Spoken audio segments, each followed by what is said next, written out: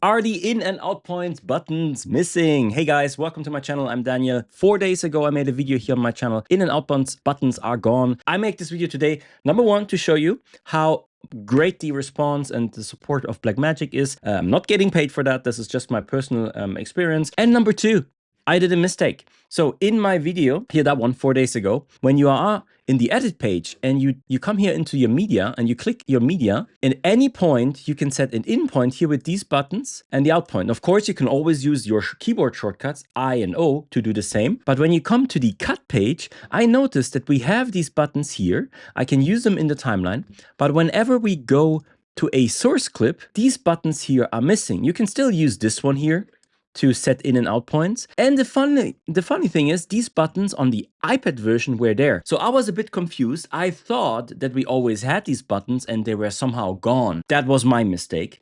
I looked at all the videos and yeah, it was never there. The message I got again from Charlotte, amazing support. Hey Daniel, thank you for getting back to me. On the desktop version of Resolve, these in and out point buttons are only available on the timeline viewer mode on the cut page, but not in the scene clip or source tape modes. This is due to the presence of an external keyboard which allows you for the I and O buttons to be used as a keyboard shortcut. And that is true. I mean, we have a keyboard on the desktop, but I wonder how many people are actually using a keyboard. So it's not a deal breaker. You can use these handles here, right? But I noticed this issue, or this, let's say, inconsistency, because on the iPad I have these buttons, and even on the edit page, when you change, you can be in the timeline, you have the button, and you can come here into a source clip and you have these buttons. So, and of course, you can always use shortcuts, which makes everything faster, and I teach that even in my masterclasses. But I know from not professionals, just day-to-day users, I mean, even my dad, for example, is not using the shortcuts. He is basically just using the buttons on the screen. And so he would come in here and actually use the button, and then this one and use the button.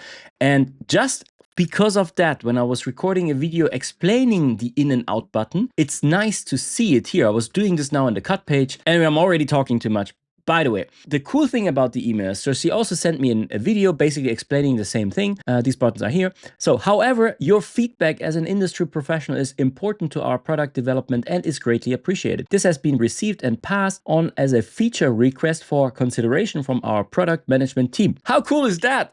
That was never my intention. So once again, sorry for making this, not rant, but showing this.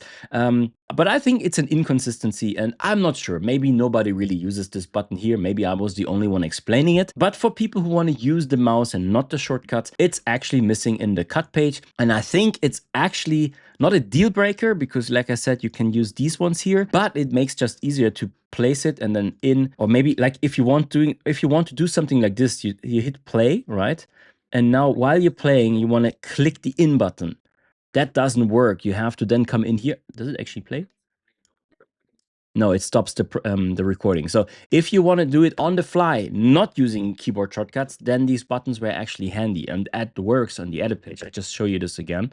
If I do the same here and I listen to it, if I click here, for example, I can click this, immediately make the in and out points. Anyway, way too long for a video, but once again, Blackmagic, thank you so much. And also, if you see the buttons coming in one of the versions in the future, that's kind of funny because I reached out to the support. So what do I want to encourage you guys? Sometimes you just ask me questions in my YouTube videos when there is something missing. Actually, reach out to Blackmagic if there is a serious issue, because that is how the support from Blackmagic gets aware of things. And as I can prove now in this video today, they actually take their serious and us as customers serious, and they do stuff and they do changes and they work with us. They are not just a different company that puts something out and we have to deal with it. No, they work with us and they also improve the software based on our request. Should I make a request in this video? Blackmagic Design, just in case you're watching this, can you please, the voiceover feature that you introduced with DaVinci Resolve 20 here in the cut page, this little nice cool button here, right? We had in the iPad, what is doing? It's using my iPhone now. Cool. I guess I just got a notification. I'm not sure what just happened. Maybe it was a coincidence. Anyway, my request, we still have no voiceover feature in the iPad version. I still have to tell people, I made a video 3 years ago, a workaround using the voiceover from the iPad itself and then bringing the file into DaVinci Resolve. But a software like DaVinci Resolve should have a voiceover feature. So please, this is one of the most requested features for the iPad version that is missing. And maybe you're still working on this already and there's some other issues why this is not working, but maybe you just forgot, because I think there was a couple of versions in this year when in the update notes for the iPad, there was the voiceover mentioned, and I had to tell the people like, but even if they change something, we still don't have it in the iPad version. So that would be my #1 request, even more so than these buttons, to be fair. I think I will end this video here on this note. Let me know in the comments what you think about this. Like, what do you think about the technical support? What do you think about the software?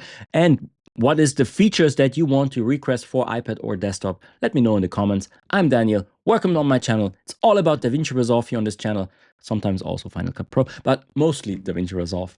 See you in the next video. Bye bye.